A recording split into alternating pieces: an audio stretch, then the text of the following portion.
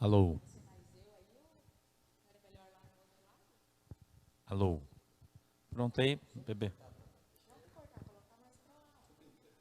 Vamos lá? Entramos já? Olá, pessoal, tudo bem? Pai do Senhor, desculpe a nossa demora aí, a gente estava com um probleminha técnico, são agora 14 horas e 6 minutos. Eu quero agradecer o carinho de todo mundo, sejam todos muito bem-vindos. Eu estou recebendo hoje aqui a pastora Patrícia, que está aqui à minha esquerda, né? Ela veio com uma roupa hoje para que você a veja, né? E aqui do lado, doutor Volmir, que está aqui também, junto comigo. E a gente veio para bater um papo com vocês hoje. A gente veio hoje para conversar com vocês. Eu precisava que você pudesse dar um telefone para mim no YouTube, para mim poder ir acompanhando aqui, Lohane. Dá para abrir o teu aí para mim no YouTube? Mas o do Gabriel, abre para mim que o meu está aqui nas minhas perguntas aqui. Eu não vou conseguir acompanhar, eu preciso para mim ver a galera aqui e a gente interagindo. A gente hoje vai fazer uma live, nós vamos falar sobre alguns assuntos. A gente vai falar sobre o aborto, a gente vai falar sobre coisas que interessam a você, mulher, você mãe, você que está aí conosco, os irmãos que estão conosco, né? Sejam todos aí muito bem-vindos. Que Deus abençoe aí a vida de vocês. Obrigado. Deus abençoe a vida de vocês. Agora eu já estou vendo os comentários de vocês aqui, tá? E agradeço pelo carinho de todo mundo que está chegando, né? Sejam todos aí muito bem-vindos. E a gente vai tratar aqui de alguns assuntos que são pertinentes e importantes para vocês, para todos nós aí, né? E a gente quer hoje, aproveitando esse período político, falar sobre alguns assuntos. Eu queria fazer a primeira pergunta para você, pastora Patrícia, depois eu vou te dar uma oportunidade. Para cada um de vocês, para vocês falarem sobre vocês mesmos, mas eu já quero entrar aí no assunto, né? Eu já quero aí falar no assunto. E eu quero fazer a primeira pergunta para vocês. Aqui, deixa eu abrir aqui. O governador de Minas Gerais, o governador Romeu Zema, ele mandou uma mensagem ontem, segundo a revista Veja. Ele avisou interlocutores em Brasília que o Bolsonaro em Minas Gerais, segundo as pesquisas, ele já ultrapassou o Lula, já está na frente. Saiu a pesquisa agora Brasmarket, que avalia todo o Brasil, são 500 pontos de avaliação, e nessa pesquisa o Bolsonaro aparece com 42% e o Lula aí perto de 12% na frente já do Lula, e com 12% já dá primeiro turno, já era. A gente sabe que o PT está desesperado, né? Depois até eu quero falar sobre isso. Mas eu queria que você que está correndo o Paraná, está fazendo campanha, a pastora Patrícia, candidata a deputada federal pelo estado do Paraná, qual é a tua visão? O que você tem visto no Paraná? O Paraná é Lula ou o Paraná é Bolsonaro? Boa tarde, pastor Sandro. Boa tarde a todos que estão nos acompanhando. É uma alegria muito grande para mim estar aqui, pastor. Eu tenho rodado esse estado, nós temos visitado cada canto do Paraná. E o Paraná é Bolsonaro. Nós sabemos que vamos ganhar aqui no primeiro turno, com certeza. Que legal. Volmir, você, candidata a deputado estadual aqui pelo Paraná, você é advogado, é uma pessoa que já tem uma bagagem política, você já foi vereador em Curitiba, né? A Patrícia está começando agora, né? Você já foi vereador em Curitiba. Você acha que o Paraná é Bolsonaro ou o Paraná é Lula? Boa tarde, pastor Sandro. Boa tarde a todos que estão nos acompanhando pela live do pastor. Pelo que eu tenho andado no estado do Paraná, a maioria esmagadora é Bolsonaro. Existem algumas cidades que existe sim algum apoio a Lula, mas normalmente é 9-1, 9 Bolsonaro e 1 para Lula. Então no Paraná é esmagador. Você acha que é 9-1 Bolsonaro Paraná? Você acha? Em poucas cidades, na grande maioria é só Bolsonaro. Só Bolsonaro. Bolsonaro, aqui é Bolsonaro. Bah. O que você acha, hein? Você acha que é só Bolsonaro mesmo? O mito vai ganhar? E o Molusco, como é que vai? Hã? O Jornal da Cidade Online, vou me aproveitar que você está com o microfone, você responde primeiro para mim. Ele está trazendo uma matéria hoje sobre o respeito às mulheres. A gente teve um fato aqui em Curitiba, faz uma semana, eu creio que vocês devem ter visto no jornal, onde um policial militar cometeu uma loucura, né? Ele matou a sua mulher e depois se suicidou. Uma coisa muito complicada. A sua falecida esposa foi à delegacia, prestou queixa, recorreu à Lei Maria da Penha, buscou o amparo do Estado, né? Porém, o Estado não conseguiu lhe ajudar. O processo dela na delegacia não foi para frente, não chegou no juiz, o juiz não deu mandato, enfim. E ele acabou matando a sua esposa. O Jornal da Cidade Online diz o seguinte, que o Lula elogiou o senador que humilhou e agrediu a doutora Nissi Yamaguchi, em Brasília, você deve lembrar, CPI do Covid. E a gente tem visto e ouvido o presidente Lula repetidamente com falas inadequadas, eu vou colocar. Como, por exemplo, você não vai bater em mulher aqui, vai fazer isso em outro lugar, né? Quer dizer, você não pode bater na frente dos outros, mas em outros lugares você pode, segundo o Lula, né? Não sei. Mas eu queria que você falasse para mim o seguinte, se você for eleito e for deputado estadual no estado do Paraná, o que é que você acha que dá para fazer para que as leis, por exemplo, a Lei Maria da Penha, de fato funcione para proteger as mulheres? Por quê? Porque com a estrutura policial que nós temos, não funciona. Não tem pessoal, a gente sabe da falta de concurso público para a Polícia Civil, a gente sabe da falta de viatura, falta de delegacias adequadas, enfim. Não tem estrutura para que essas leis sejam postas em prática. Você é advogado, sabe muito bem do que fala. Se você for eleito e for deputado estadual, o que é que você acha que, a nível de Estado, poderia se fazer para melhorar isso na estrutura do Estado?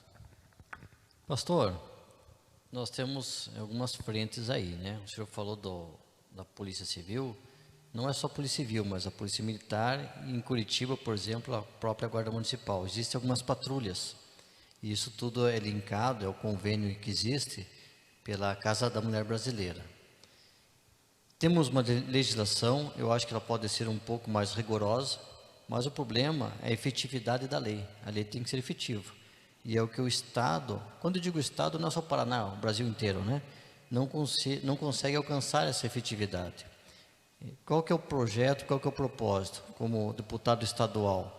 Nós fortalecermos um trabalho junto ao governo do Estado para que tenha essa efetividade. Em que sentido? Aumentar o número de policiais, na própria Casa da Mulher Brasileira tem uma delegacia vinculada, tem um juízo especializado na violência contra a mulher. Não é só quando você fala a questão de expedir o mandado, que foi uma falha, nesse caso que o senhor mencionou, mas também no preventivo. Você tem que ter esse preventivo, tem que ter o monitoramento. Além do efetivo, é um conjunto de regras e também de proposições que tem que ser tomadas. Destinar parte do orçamento também para esse orçamento especializado. Você tem que aumentar o efetivo, tem que aumentar a viatura, aumentar também o escrivão que está lá dentro, o funcionário e juntar as três forças, tanto nas cidades que tem guarda municipal, tanto também com a Polícia Militar e a Polícia Civil. Mas, em síntese, aumentar o orçamento, aumentar o efetivo, fazer uma força-tarefa e incluir, inclusive, a parceria com o Tribunal de Justiça do Paraná. Você falou do Tribunal de Justiça, vamos aumentar a pergunta. Você acha que a Justiça peca, não vou dizer omissão, né? Não seria, eu acho que é omissão, mas peca pela burocracia em relação ao quanto tempo, porque hoje a gente tem audiência de custódia, né? O cara matou alguém, atirou alguém, ele chega na delegacia, até o próprio agressor, né, pastor Patrícia? Ele agride a mulher, ele chega na delegacia e o juiz solta. Mas quando é para dar um mandato, por exemplo, para a mulher, demora, tem que seguir todo um trâmite, um processo. É assim mesmo? Pastor, é assim mesmo. Lógico, o juiz, quando ele vai para a audiência ou ele vai analisar um pedido, uma liminar, ele vai analisar as provas, o que tem, se houve a ameaça do direito, uma real ameaça. Mas quando você fala em justiça, eu vou dar um exemplo, nós estamos falando de eleição. Existem pedidos de registro de candidaturas que ainda não foram deferidos. Nós estamos há 2 semanas da eleição. Tem pedidos que foram indeferidos, estão em recurso, mas não foi decidido ainda. Ou seja, o eleitor vai para a urna, de repente ele vai votar num candidato que está inapto e não pode ser candidato. Então, nossa justiça tem boas pessoas, bons juízes, bons magistrados, mas ela é morosa, é muita burocracia e existem as metas que o judiciário implantou já faz tempo para se cumprir, mas tem que avançar muito ainda. Aqui. Pastora Patrícia, eu quero que você diga para mim, você é eleita deputada federal? Em nome de Jesus. Em nome de Jesus eu recebo. Mais nova deputada federal do estado do Paraná, eu espero. Amém. O que é que dá para fazer lá no governo federal para melhorar isso? Pastor, esse tema é um assunto muito delicado para mim. Para quem não sabe, eu perdi minha cunhada em março desse ano, bem dessa maneira como aconteceu com essa mulher que procurou ajuda e o marido, o policial, acabou atirando na cabeça dela e tirando a própria vida. A minha cunhada, madrinha da minha filha, foi morta pelo marido e ela tinha uma medida protetiva. A medida protetiva não protege a mulher, é um papel. Ele recebeu a medida bem cedinho, 7 horas da manhã, e 9 horas ela estava morta. Como deputada federal, eu quero usar a tecnologia para proteger a mulher. Em países de primeiro mundo, o agressor fica com um dispositivo e quando ele se aproxima da mulher, o celular dela toca, não é um botão do pânico que ela vai acionar quando ela enxergar o agressor, não. O celular dela dispara, ele está a 500 metros. Ela consegue fugir, ela consegue pedir ajuda, ela consegue chamar a polícia. Nós precisamos de uma medida efetiva para proteger a mulher. Reformar a Lei Maria da Penha. A Lei Maria da Penha também não dá cobertura para os filhos. Muitas vezes, se a mulher não tiver recolhido, né, INSS, ela acaba ficando descoberta. Os filhos da vítima não recebem pensão. A avó que cuida da criança, porque normalmente o assassino ele foge, ele desaparece e a criança fica ali com muitas necessidades e muitas vezes a avó fica cuidando daquela criança e não tem recurso. Então nós precisamos prever aí na lei um amparo aos filhos, aos órfãos dessas mulheres e usar de todo o aparato policial para proteger a mulher. Nós queremos um país mais seguro para as mulheres a partir de 2023. Deixa eu abrir um parênteses, eu quero fazer a mesma pergunta para você. Você acha que nós podemos melhorar a eficiência do Poder Judiciário no amparo da mulher? Porque nós temos muitas mulheres na Justiça. Né? Eu acho que há uma equidade ali bem legal entre homens e mulheres funcionários da Justiça, independente de serem juízes, desembargadores, enfim, quem sejam. Mas a gente não vê, foi a pergunta que eu fiz para o Vomir, a gente não vê a mesma celeridade na proteção da vida que a gente vê em outras coisas. O que você pensa sobre isso, você que é do ramo, né? Você que está sempre lá com a ministra Damares, estão lutando por isso, né? Tem essa bandeira levantada da defesa da família, da defesa da mulher. O que você tem no seu coração? Você pensa em alguma coisa? O que passa na tua cabeça? O que você acha? Eu quero a tua opinião sobre isso. Com certeza nós precisamos priorizar o atendimento à mulher que está sendo ameaçada. Muitas delas não têm para onde ir, pastor. Tem um projeto maravilhoso que é a Casa da Mulher Brasileira, que precisa ser implantado em todo o Brasil, que é um lugar onde acolhe a mulher, as crianças e tem até lugar para o pet, porque quando a mulher deixa o bichinho para trás, muitas vezes o agressor tortura o animalzinho para se vingar dela.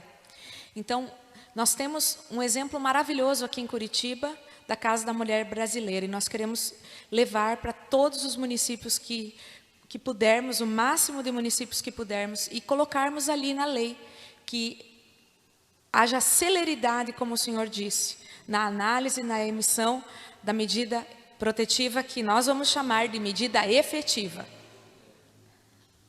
Que legal. Quero agradecer você que está participando da nossa live, está mandando aqui a tua opinião. Eu estou vendo aqui, estou vendo vocês aqui, as meninas aí falando. Tem muita gente falando sobre, eu acho que seria interessante a gente puxar esse assunto, a galera está falando aqui, sobre esse dispositivo que você falou, né, que eu achei extraordinário, né? E isso é comum até nos Estados Unidos, a gente vê isso em filmes, né?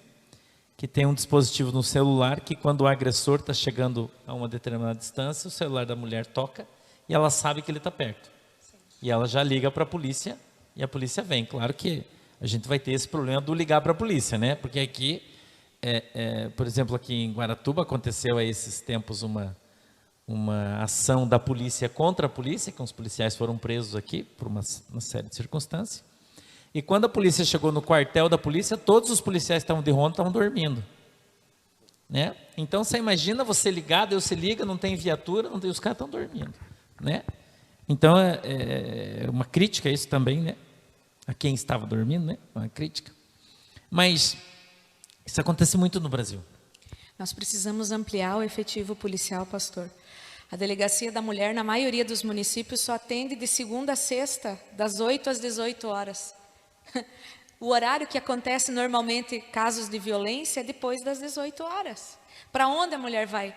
Para onde ela vai pedir ajuda? Muitas vezes, e fechado no final de semana. Fechadas no final de semana. Então, se o teu marido te bater no sábado, você tem que ir lá na segunda. Olha só. Então, nós precisamos ampliar o atendimento nas delegacias, mais delegacias da mulher nos municípios, e ampliar o efetivo policial também, para que possa acontecer o atendimento. Não adianta só ligar para a polícia. Deixa eu te perguntar isso, eu vou aproveitar, vou começar a pergunta com você, vamos entrar nesse aspecto. A falta de estrutura da polícia, a gente não está falando do Paraná, nós estamos falando do Brasil inteiro. Aqui a nossa polícia é extraordinária, perto de outros estados. E eu não digo de qualidade do policial, mas da estrutura da polícia, porque a gente sabe que o policial é uma pessoa abnegada, abençoada. Eu falo isso sempre, o policial é o nosso herói, é o cara que sai de casa para dar a sua vida por você, né? O policial é uma pessoa extraordinária. Tem maus, sim, tem, mas graças a Deus são poucos e vão saindo à medida que vai caminhando, né? Mas eu queria falar o seguinte, a polícia brasileira, na sua grande maioria, ganha muito mal, ela é subavaliada. E a gente vê muitos projetos do governo federal, o presidente Bolsonaro está empenhado até nisso, junto com o ministro Paulo Guedes, melhorando todas as políticas. Você, como deputada federal, você acha que um congresso renovado, Jesus, obrigado pela luz, um congresso renovado agora, com homens e mulheres voltados para a família, é um congresso que vai trabalhar para ajudar a polícia militar a ficar melhor? Com certeza, nós precisamos também liberar o acesso da polícia às informações, pastor. Eu tive com um delegado esses dias e ele me contou um caso de uma ligação que chegou na delegacia de uma mulher pedindo socorro. E ela dizia, ele me agrediu, ele está chegando. E aí, de repente, caiu a ligação. E a policial que estava no plantão, ela ligou imediatamente para a operadora para pedir a identificação do número que tinha chamado, o endereço do número que tinha ligado. E eles disseram que eles não podiam passar a informação para a polícia. Quer dizer, a nossa polícia não tem acesso à informação básica. É um absurdo. Eles não têm acesso ao mínimo que é uma informação. É um absurdo. Então, e a policial argumentava com o operador da operadora de telefonia. Ela dizia, mas essa mulher pode morrer daqui a pouco. A responsabilidade será de vocês. Não, só podemos passar com ordem judicial. Então, para prevenir que maus policiais tenham acesso a algumas informações, o nosso sistema, ele bane a informação do policial. Quer dizer, ele julga que todos os policiais vão cometer são maus. algum equívoco. E assim, nós temos uma polícia que não é efetiva, não por culpa dos policiais, mas porque eles não têm o mínimo, que é acesso à informação e à tecnologia. Peço que vocês desculpem que a gente está só com 2 microfones, então desculpe, a gente vai fazendo essa troca aqui. É o seguinte, mais uma vez eu vou jogar uma batata quente na tua mão, porque você é advogado, você é do ramo, né? A pastora Patrícia contou aqui um fato de que uma mulher ligou para a polícia, sendo ameaçada, e ela caiu a ligação, eles ligaram para o 102, né? Operadora da telefonia, ou seja lá quem for, e os caras não podem dar. Nos Estados Unidos, o cara tem um computador que quis se implantar aqui, mas não foi. E nesse computador, quando o cara bate ali, aparece o GPS, informação, tudo. Placa do carro. Aqui tudo tem que ser pelo controle. Pega o rádio, né, o mic. Eu falo, checa para mim aí a placa. Por quê? Porque o Estado desconfia da polícia. Pastor, eu acredito que tem a ver com a legislação, tá? Tem a ver, inclusive, com a decisão que nós iremos tomar dia 2 de outubro, porque isso veio nesse afunilamento de uma agenda, que nós vamos falar que é uma agenda imposta, narrativas de esquerda, que o judiciário foi se acautelando, e por isso que tem que ter uma melhoria na nossa legislação federal. Quando você fala a questão da polícia, a questão do monitoramento, quais as experiências que nós temos? Primeiro, lembrar que eu sou filho de militar, meu irmão militar, eu passei pela academia, então eu sei o que é a vivência e o que é estar no meio e quais são as dificuldades. Veja bem, vou pegar o exemplo de Curitiba. Se implantou um projeto chamado Muralha Digital. Nós acompanhamos de perto isso nas comissões, no orçamento. Deixa eu cortar você, eu preciso fazer um comentário aqui que eu não sei se é meu irmão ou se é irmã, ele falou assim, eu preciso falar, esse canal é imbrochável. Muito bom. Obrigado. Manda bala, termina aí. Bacana, bacana. Esse programa Muralha Digital, primeiro, é o alto custo de manutenção dele. Foi feita uma parceria com o Estado do Paraná. Qual era o objetivo? Você integrar a Polícia Militar e a Polícia Civil, esse acesso a informações. Como ele funcionava? Tinha uma central, a placa do carro, principais pontos da cidade, entrada, saída, parques, as principais ruas. Ele identifica a placa do carro e já emite um alerta, carro roubado, carro furtado. Identificação facial. Então, se tem alguém com mandado de prisão, um foragido, na rua 15 de novembro, ele identificava, avisava no sistema e os operadores já avisavam uma equipe. Tem uma equipe perto da rua tal, tem um cidadão com a roupa tal, para pegar a pessoa, o foragido. É um sistema muito eficiente, que leva à questão da mulher, identificação. Primeiro, é o impacto orçamentário. Tem que ter um planejamento, destinar verba, desde o governo federal, governo estadual. A questão dessa burocracia tem a ver com a legislação. Já ocorreu situações, por exemplo, no município de Curitiba, que a polícia militar, num estado de flagrância, perseguindo uma pessoa, de repente ligar, aqui eu sei que tem câmera da URBS, que é a empresa que gere os ônibus em Curitiba, eu sei que tem câmera. Tentar pedir, ou a própria CETRAN, preciso acesso à câmera tal. Não posso liberar. Polícia Civil, muitas vezes numa investigação, chega, eu preciso acesso à câmera, o que aconteceu ontem, tal horário. Não posso, só com ordem judicial. Por que acontece isso? Eles querem se blindar. Quem está ali no controle, não, preciso me blindar. Que tal que eu libero, acontece alguma coisa, alguma situação, daqui a pouco respondo por uma indenização por danos morais, ou respondo criminalmente. É esse apoio, essa segurança que essas pessoas qualificadas que estão no controle, na investigação ou no preventivo, que eles têm que ter efetivo, e hoje não tem. Eu queria falar o seguinte, que esse projeto que você falou, é Muralha o nome? Na verdade ele está sendo combatido, uma parte dele, no mundo inteiro. Por quê?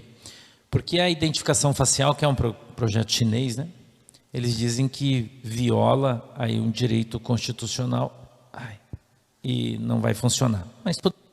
Mas voltamos para a placa do carro. Aqui em Guaratuba, nós temos esse monitoramento. A gente tem câmera na cidade inteira, tem câmera na entrada e na saída da cidade, tanto uma quanto a outra.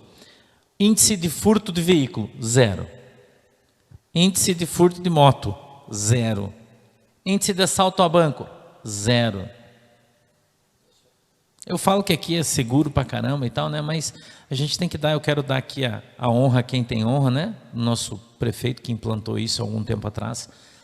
E são os meninos que fazem a gerência, totalmente monitorado da cidade, inclusive quando tem furtos, alguma coisa assim, já identifica os caras na rua, a polícia sai, pega, a prefeitura faz isso. Essa é uma ação da prefeitura, que poderia sim também prefeituras, né, aí estarem disponíveis para isso. Mas a pergunta que está brotando aqui, né, não quer calar, meu espírito está gritando aqui dentro de mim, é o seguinte: a gente está falando de judiciário que dificulta, a gente está falando de leis que impedem, e a gente está falando aqui de um novo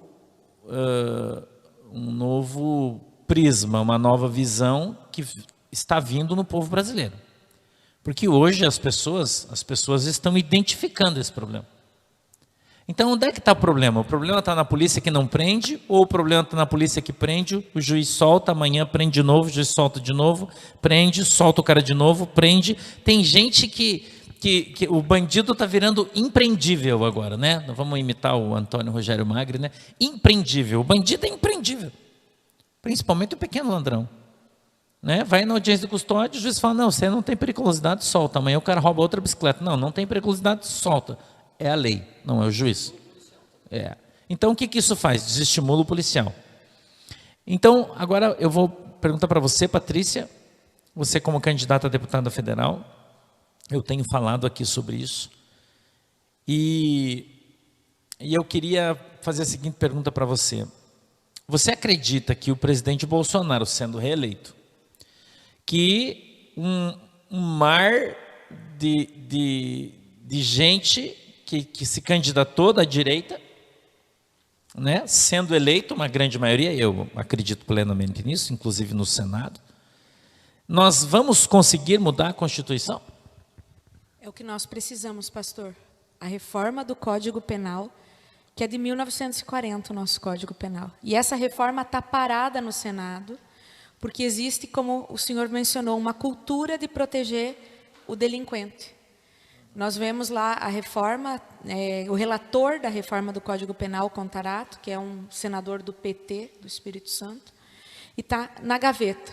Hoje, no nosso país, um abusador de criança, um estuprador de criança, ele tem o benefício de responder o processo em liberdade.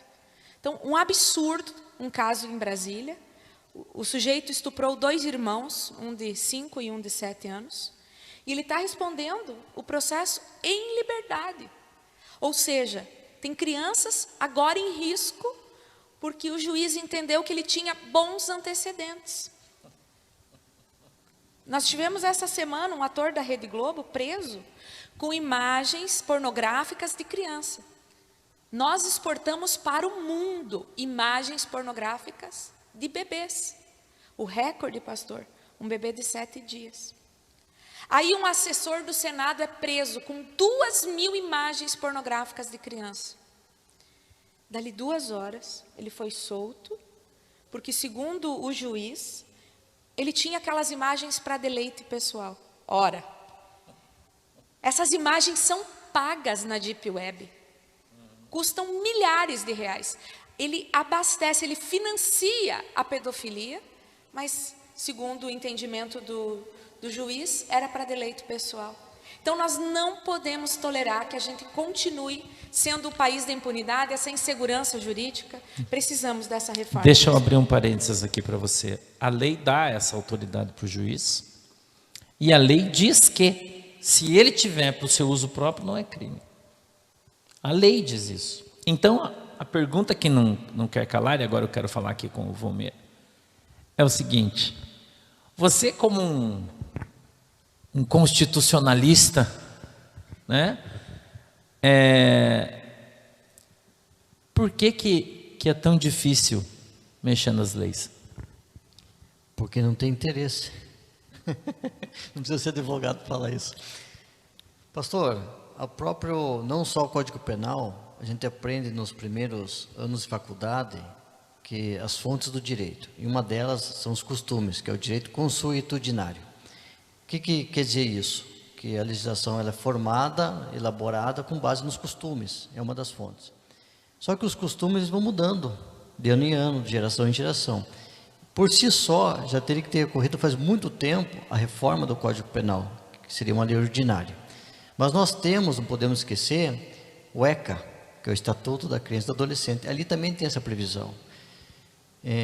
Algumas críticas ao sistema, lógico que o juiz tem uma independência, é o convencimento dele, com base nas provas, o testemunho. Isso é parte do juiz, é parte da nossa legislação, assim prevê.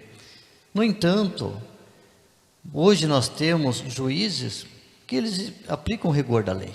Mas nós temos juízes que ele tem outra mentalidade, outra formação, outra cultura, que para ele, de repente, aquilo torna-se uma coisa mais normal. É o caso que a pastora acabou de mencionar. Não, era para o deleite dele. Veja, mesmo que seja para o deleite, o que for dele, não sei, que eu já reprovo, mas está errado, é crime, né?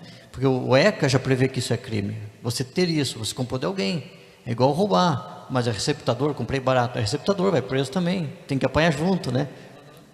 Então, eu acho que tem que ter essa mudança. Nós temos que aprimorar e ter mais rigidez na legislação, para que se possa cobrar. Nós falamos agora há pouco, o policial vai lá e prende. Eu vi casos do policial falar, já prendi o cidadão 5 vezes no mês, não aguento mais levar lá, leva e solta. E a hora que ele é preso, ele dá risada. Não, daqui a pouco eu estou na rua de novo. Vira motivo de chacota. Qual que é o ponto de importância que eu quero trazer?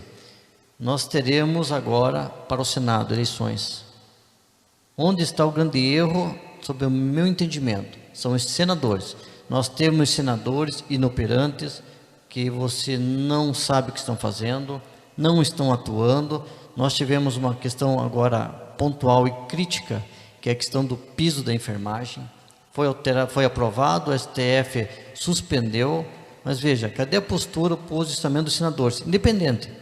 Qual vai ser a reação, se é positiva, negativa, vão concordar ou discordar, mas ninguém fala nada, está todo mundo sumido, todo mundo escondido, e não estão cobrando e nem fiscalizando o STF, que é a obrigação, existem os 3 poderes, né? Então ele tem freios e contrapesos, não funciona no Brasil, nós temos que pôr pessoas boas no Senado, esse é o ponto. Tá legal. Patrícia, o Volmer levantou aqui a questão do Senado. Eu estou vendo aqui no Paraná, eu fui no salão fazer a minha unha essa semana, e a minha manicure, a Gisele, estava com outras 2 moças ali. Agora é uma pergunta política, tá? E elas conversando de política, falando sobre política. E eu falei, para quem você vai votar para o Senado? Vocês vão ficar assustados com o que eu vou falar para vocês. Ah, tá bom. E vocês vão ficar assustados com o que eu vou falar para você, porque eu me assustei. Ela falou, eu vou votar no Moro. Eu falei, e você? Ah, no Moro? Claro. E você? No Moro, claro. Eu falei, puta merda. Eu não tinha tido esse feeling ainda. Eu tô dando aqui, eu não sei em quem você vai votar. Eu espero que você vote na Aline, né? Para Senado, minha candidata a senadora. Espero que você vote nela, você que é aqui do Paraná. Mas eu vejo a rejeição do Álvaro Dias é tão grande no meio do povo, justamente em função disso que você está falando, dele ser morno, né? Morno, não só ele, né? Como os outros 2, o Arnes e o Ariovisto, né? Inclusive o Ariovisto era meu vizinho, ainda bem que eu me mudei agora, que eu não sinto, né, nem perto dele mais, né? Ariovisto. A gente não vê os caras. Aliás, a gente vê o presidente do Senado, né, aparecendo né, eu não vou falar, porque senão o que eu penso dele, senão ele vai me processar. Mas, enfim, e eu vejo aqui no Paraná pessoas que saíram da justiça e estão vindo para a política, como o Deltan Dallagnol, por exemplo, ele aparece nas pesquisas em primeiro lugar, né?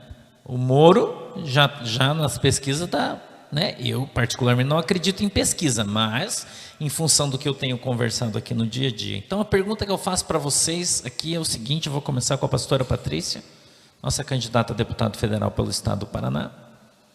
A pergunta é a seguinte: você concorda que essa eleição vai ser totalmente, ela já está sendo, né? Mas totalmente atípica, ou seja, como nunca foi, e que tem muita gente grande aí que vai se decepcionar? Concordo, pastor. Eu creio que vai haver uma grande renovação, tanto na Câmara, no Senado, nas Assembleias Legislativas. As pessoas estão ansiando por gente nova, que não tenha os vícios, que não esteja envolvido em processos de corrupção. Como o Volmir falou, o Senado é fundamental. Nós vimos os desmandos do judiciário nesses últimos anos, interferindo diretamente na organização da sociedade, legislando, né? Na Colômbia, pastor, foi o judiciário que legalizou o aborto até a 24ª semana. Nos Estados Unidos, na década de 60, também foi a Suprema Corte. E nós sabemos que nessa eleição, nós como cristãos temos que mandar um recado para eles. Caso a esquerda viesse a vencer a eleição, com certeza nós teríamos o aborto legalizado no Brasil, o derramamento de sangue inocente. Esses dias, pastor, conversando com algumas pessoas, eu perguntava acerca do entendimento delas sobre esse assunto. E essa pessoa me falou, uma pessoa que se diz cristã, me falou que estava inclinada a votar na esquerda, no Lula. E eu perguntei, você ouviu a declaração dele dizendo que o aborto é uma questão de saúde pública? E ele quer legalizar isso no Brasil. E há muitos anos é uma briga do PT, estava no estatuto deles, a legalização do aborto, né? Eles chamam de direito reprodutivo. E eu perguntei a ela, você tem consciência de que o sangue inocente derramado clama perante Deus até a 4ª geração? Um cristão que entrar na urna e votar num partido que quer legalizar o assassinato de bebês no ventre da sua mãe, ele está chancelando essa atitude. Ele está optando pela morte de inocentes. E vai responder diante de Deus.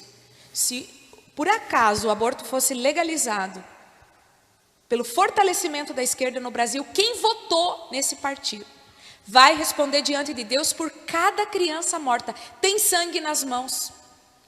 E eu disse para essa pessoa, sua digital vai estar no instrumento que vai ser usado para tirar a criança. É bonito falar que o aborto é uma questão de saúde pública, que é um direito da mulher. Mas a maioria das pessoas não sabe como é realizado o aborto, pastor. A criança é triturada, é picada, ou então jogam solução salina. As imagens são terríveis. Por que não fortalecer o sistema de adoção? Por que não Tem cuidar... tanta gente na fila querendo adotar uma criança. Por que não cuidar da mãe que está gerando a criança? Eu vou mostrar um caso na semana que vem de uma menina, pastor, que ela foi estuprada.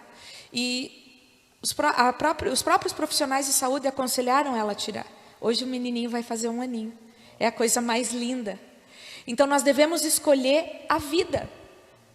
Cuidar da mãe é um dos nossos projetos, né? Desde o momento que ela descobre que ela está grávida, que ela chega no posto de saúde, 40% delas não tem mais a presença do pai. Olha a crise que nós estamos vivendo na sociedade pela ausência de paternidade. E então, cuidar socialmente, psicologicamente, capacitar essa mulher a ter uma renda extra para que ela possa cuidar bem do seu filho. Proteger a criança, pastor, desde a concepção. É uma das nossas bandeiras. Que legal. A Patrícia foi muito clara no que ela falou. Eu quero aproveitar tudo que ela disse. Eu quero que você faça o seu comentário a respeito do aborto. Mas eu quero falar para vocês que na Hungria, o presidente de direita, amigo do Bolsonaro, né? Acho que é Orbán o nome dele, não me lembro bem. Eles criaram uma lei agora lá na Hungria. E eles vão obrigar a partir de hoje a mulher que quer fazer o aborto, antes de fazer, a ouvir o coração da criança. As associações pró-aborto e todos os endemoniados e afins, né, ajuntados, estão enlouquecidos, entrando na justiça da União Europeia, dizendo que eles não aceitam isso, Porque as pessoas que vão fazer um aborto, se elas tivessem antes que fazer um exame e ver o feto se mexendo e ouvir o coração dele, será que, você vê, é uma lei simples, né? Quer fazer o aborto? Primeiro você vai ver a criança, você vai ver ela primeiro, você vai ouvir o coração dela primeiro. Aliás, uma lei seria extraordinária essa, né? O que você acha, deputada federal Patrícia? Vomer, fala para mim. O que você pensa disso? Você é pai, você tem filho. Eu sei que você é um homem cristão, né? Você é crente, aliás, eu estou aqui, ele vim para a minha igreja, nós já estamos, né, aí conversando, aí, você é minha ovelha, né? Por isso que eu já estou alisando ele. Junto com a sua esposa, né, que está sentada aqui, pastora também, né? A minha amada. Fala para mim o que você pensa. Pastor, eu sou contra o aborto. Sou contra o aborto, sou a favor da vida. Nós assistimos, eu falo muito da área do direito, né? Você tem uma matéria chamada medicina legal, você aprende sobre isso, até porque isso tem a previsão no nosso Código Penal, tem toda uma legislação. Existem algumas hipóteses legais, mediante autorização, é regulamentado, a possibilidade do aborto. Uma das exceções, por exemplo, é o caso do estupro, mas existe uma regulamentação e mediante autorização judicial. Então eu sou contra qualquer hipótese e situação de aborto. Como o senhor falou, eu tenho filhos, é muito gostoso ter uma família, filho é a nossa herança, né? Filho é tudo de bom. Mas o que nós temos que pensar, pastor? Isso é uma pauta da esquerda. É uma pauta da esquerda, como várias outras. A pastora Patrícia mencionou agora há pouco, e o senhor também falou a questão judicial. A nossa Suprema Corte, ela está avançando cada vez mais. Mas de que forma que ela está avançando? Na omissão do Legislativo, que é do Senado e principalmente da Câmara Federal. Enquanto eles não regulamentaram, não criaram leis, não é só a questão do aborto. Nós pegamos a questão da união, o casamento homoafetivo, a questão do uso do nome social. Por que o STF está tomando conta e legislando? Porque houve omissão do Legislativo. Vários casos estão chegando lá, eles têm que tomar decisão. Só que ao invés de aguardar ou ter uma cobrança efetiva da Câmara ou do Senado Federal, não, então eu estou metendo caneta e estou avançando.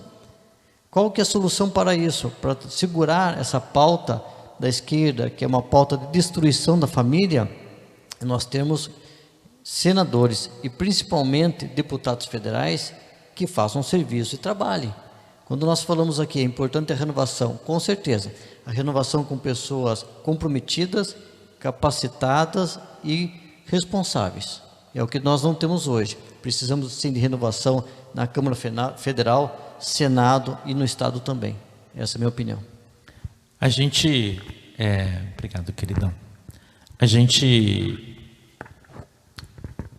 vê, infelizmente, essa falta de empenho dos nossos deputados, né? A gente vê a falta de empenho dos senadores. A gente vê, inclusive, os senadores segurando projetos votados na Câmara dos Deputados, que são a favor da família, que são a favor do povo brasileiro, né? Porque o povo, 90%, eu não sei se a estatística está certa, 92% do povo brasileiro é cristão, né? Eu não sei se a estatística é essa, mas eu acho que é 92%. Se estiver errado, vocês me perdoem, mas eu acho que é isso aí. E o povo cristão, ele não concorda com o aborto. Ele não concorda com o desarmamento. Porém, mesmo o povo expondo sua vontade, eu me lembro do Rodrigo Maia, não sei se vocês lembram, deu uma declaração, era o presidente, o Geleia Maia, né? Ele era o presidente da Câmara Federal, e ele disse que ele não estava lá para fazer a vontade do povo.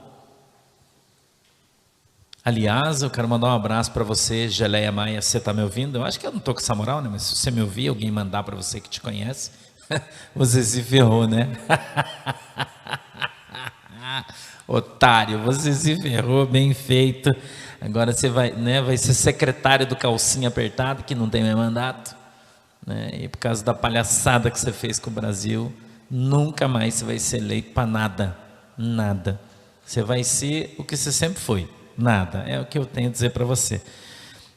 Patrícia, na Câmara Federal, você vai ser uma deputada combativa, você vai ser uma deputada que vai lutar pela família, ou, me desculpe fazer essa pergunta, mas eu preciso fazer, você vai agir como outras pastoras, eu vou dar exemplo aqui do Paraná, não vou falar nome, é claro, que se elegeram com essa pauta cristã, com essa pauta de briga, essa pauta de luta, né?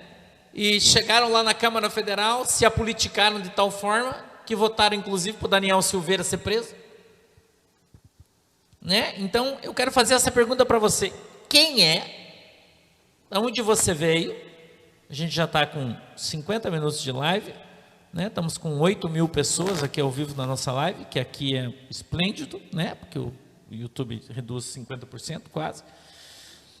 E eu queria perguntar para você: quem é a pastora Patrícia? De onde você veio e aqui você veio? Eu sou pastora desde 2002, junto com a minha mãe, filha de pastora. Minha mãe é pastora há 38 anos. Nossa maior missão é cuidar de pessoas. Todos os dias, pastor, pelas redes sociais eu faço a live da oração da família. Eu recebo mais de 20.000 pedidos de oração por dia. De pessoas desesperadas, com a família destruída, mães com os filhos nas drogas. Se falam em legalizar as drogas, serei contra. Eu estou me levantando por um desafio da minha amiga, ministra Damares. Nós temos uma história, nós caminhamos juntas. Eu também, pastor, fui uma criança abusada na minha infância. Então, ela me desafiou a erguer a minha voz em favor da criança, das mulheres e das famílias. Eu sou a favor da vida, eu sou contra a legalização das drogas, contra a erotização das nossas crianças. Nós vemos uma onda de erotização infantil, varrendo inclusive as escolas. Nós precisamos cuidar das nossas crianças. Não quero criança sendo doutrinada na escola, tendo a sua fé agredida, como tem chegado casos a mim, de crianças que são envergonhadas por líderes, por professores, quando falam da sua fé. Nós queremos um país onde tenhamos liberdade para professar a nossa fé, onde os nossos filhos e netos estejam protegidos da ideologia de gênero, da inversão de valores, do marxismo cultural. Eu serei uma deputada combativa. Eu estou me levantando por elas, pelas crianças, pelas mulheres, pelas famílias, pelo futuro das próximas gerações. E eu quero agradecer, pastor Sandro, tudo que o senhor tem me ajudado. Pastor, para quem não sabe, o pastor Sandro há muito tempo tem orado por mim. Ele profetizou sobre a minha vida e aquilo que ele falou, Deus já cumpriu grande parte e eu creio que vai cumprir na totalidade. Ele tem me acompanhado, tem me aconselhado e nós sabemos que estamos numa guerra, pastor. E tem que ter coragem para estar nessa guerra, porque é uma guerra contra principados, potestades, os maiorais do inferno que querem a destruição da família e das nossas crianças. E nós nos colocamos aqui no estado do Paraná como candidata a deputada federal. Meu número é 977. Eu quero pedir o teu voto. Vote pastora Patrícia pelas famílias. Vamos juntos transformar o Brasil. Vamos juntos lutar pela nação que nós sonhamos. É possível. Se nós mudarmos o Congresso, mudarmos o Senado, reelegermos o nosso presidente Bolsonaro, nós podemos sonhar com um país completamente diferente daqui a alguns anos. Agradeço também a participação do Volmir, nós estamos unidos no mesmo propósito. E que Deus abençoe a tua vida, Volmir, que Deus abençoe, pastor, nessa sua missão de todos os dias trazer os desdobramentos e conscientizar os cristãos acerca da importância da política, de estarmos participando da política e das decisões. Que bom, obrigado, pastora Patrícia. Doutor Volmir, o senhor candidato a deputado estadual pelo Paraná, eu queria que o senhor dissesse de onde veio, quem é e o que veio para fazer. O que veio para fazer? Para onde você vai? Eu espero que você vá para a minha igreja, eu espero. Amém. Bom, sou Volmir Aguiar, sou de Curitiba, natural de Curitiba, sou advogado, casado com a doutora Fernanda, a pastora Fernanda que está aqui, a minha linda esposa, pai de 3 filhos. Vulgo negona, né? Que é uma baita numa negona. pai de 3 filhos, sou advogado já há 22 anos. Nós não dependemos da política, nós estamos por um propósito na política.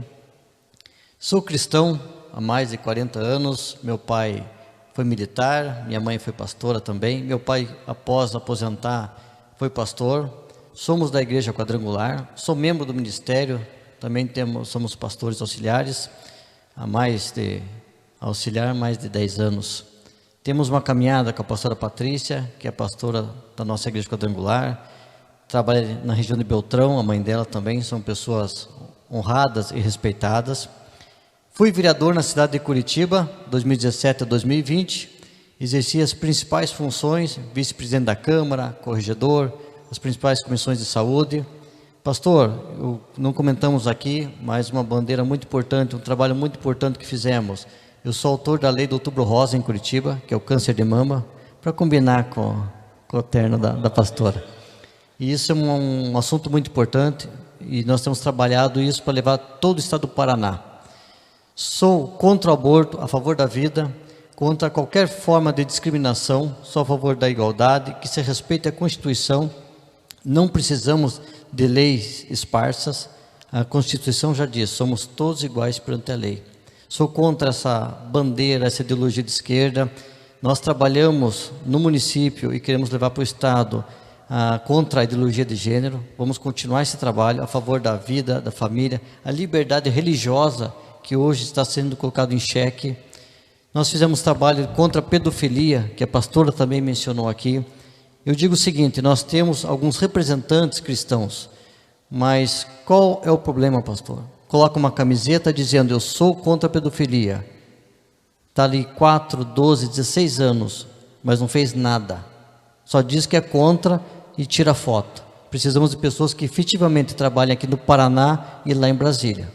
Então eu sou a favor da vida, a favor da liberdade religiosa, a nossa liberdade. O senhor falou do desarmamento. Deixar claro o seguinte, a população foi para a rua e falou assim, nós somos a favor da liberação. Lógico, tudo regulamentado. Quem meteu caneta foi o STF, foi a Suprema Corte. Então nós temos que mudar isso. Nós temos que falar o seguinte para o presidente aí do Senado. Você estava assim porque o povo te colocou, você representa o povo e tem que atender à vontade do povo.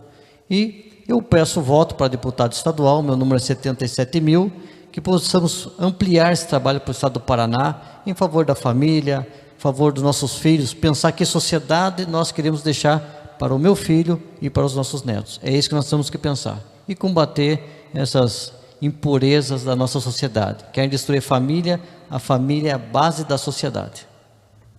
Que legal. Você conheceu hoje, alguns já conheciam, outros ainda não, a pastora Patrícia, o Volmir, todos eles são pastores, né? São pessoas que estão dando a sua cara à tapa. Eu acredito que fazem parte da geração Ayrton Senna, né? Eles são, acho que um pouco mais novinhos que eu, né? Um pouquinho. Sou mais velho aqui, porque todo mundo respeita, né? A barba tá branca já. Eles perguntaram por que eu estou deixando minha barba crescer, Valmir. Falei que eu estou deixando para deixá-la de molho. O povo não gostou muito da piada. Falei, vou deixar minhas barbas de molho, né? Porque a coisa. Vou deixar minhas barbas de molho aí, porque tá vindo, né? Então, eu quero pedir para você, dia 30, nós vamos fazer uma outra live aí com o pessoal do Rio de Janeiro e São Paulo, tá? O pessoal candidato Rio de Janeiro e São Paulo, dia 30, nós vamos fazer uma live com a galera aí à tarde. Também hoje eu trouxe aqui os meus amigos do Paraná, né? Eu fiz um convite também para o Tiago Simon, que é candidato a deputado estadual lá no Rio Grande do Sul, que é meu amigo, uma pessoa crente também, né? Faz parte do nosso povo, que é filho do senador Pedro Simon, mas ele não teve condições, né? Pediu para mim dar um abraço para todo mundo, então estou dando um abraço aí para todo mundo. O Lisboa, né, que já apareceu aqui, mandou um cheiro, que também vai ser o candidato, vai ser o deputado federal mais votado do estado de São Paulo, né? Negão. Você não tem intimidade, você não pode chamar ele de Negão, mas ele é meu irmão, eu posso chamar ele de Negão, né? Negão. Tenho certeza que o Dr. Ramagem, né, lá no Rio de Janeiro, também vai se eleger, vai ser um dos mais votados no Rio de Janeiro, né? Eu acredito nisso, né? Delegado da Polícia Federal, vocês sabem, vai estar aqui conosco lá na frente. O Orlando Santos também, que é meu amigo jornalista no Rio de Janeiro, que também é candidato a deputado estadual, está na luta. E juntos nós somos mais fortes. Agora, todos nós dependemos de você. Você que é eleitor, você que vota, você que vai na urna.